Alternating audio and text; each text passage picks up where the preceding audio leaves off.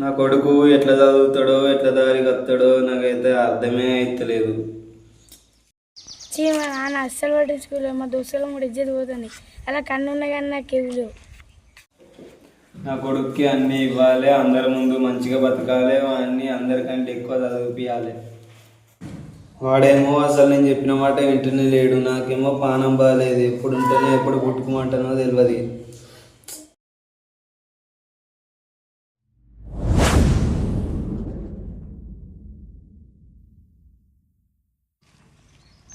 అరే వాడు వస్తాన్రా, వానితో ఎవడు మాట్లాడకుర్రా. అరే వానికి మనకు సెట్ కాదురా, అన్న దగ్గర ఏం లేవు.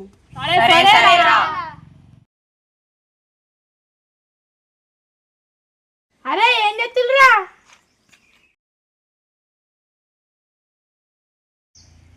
అరే ఏమైందిరా మాట్లాడతలేరు? నీతోటి మాట్లాడితే మాకేం లాభం రా. నేను మిమ్మల్ని ఏమన్నారా మాట్లాడతలేరు? వీళ్ళకి నాతో మాట్లాడు ఇష్టం లేదు కావచ్చు. నేనే పోతా, వీళ్ళనందుకని బాధ పెట్టడు.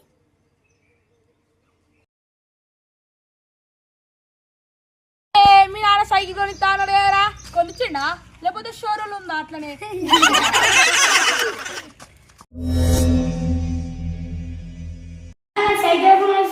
మా దోస్తారందరూ నాకే లేదు. నీకు సైకిల్ కొందామనే కదరా నేను రూపాయి జమ చేస్తున్నా. అరే సైకిలే ఏం లేదు, తిని చదువుకోపో.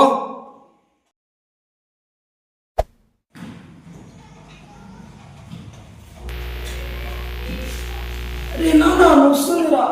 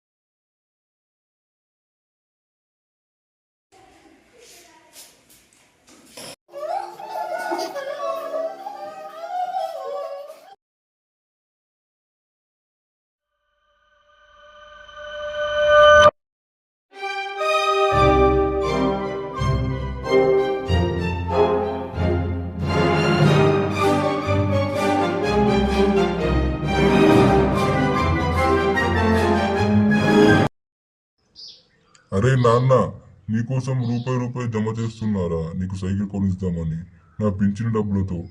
నేను నీతో ఎందుకు కోపంగా ఉంటానో తెలుసా? మంచిగా ఉంటే నువ్వు ఎక్కడ చెడు దారిలో వెళ్తావా అని భయం రా.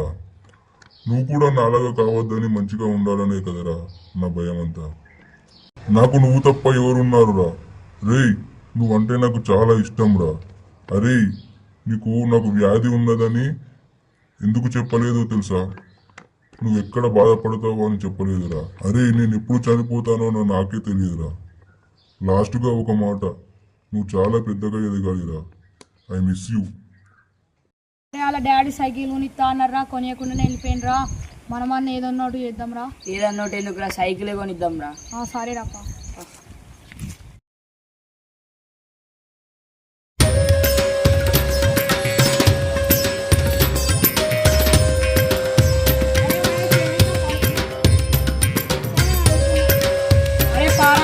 సైకిల్ ఇద్దాం. సైకిల్ కొనుకొచ్చినాం, తీసుకోరా. థ్యాంక్స్ రా. అరే నేను ఇన్ని రోజులు ఇబ్బంది పెట్టినందుకు సారీ రా.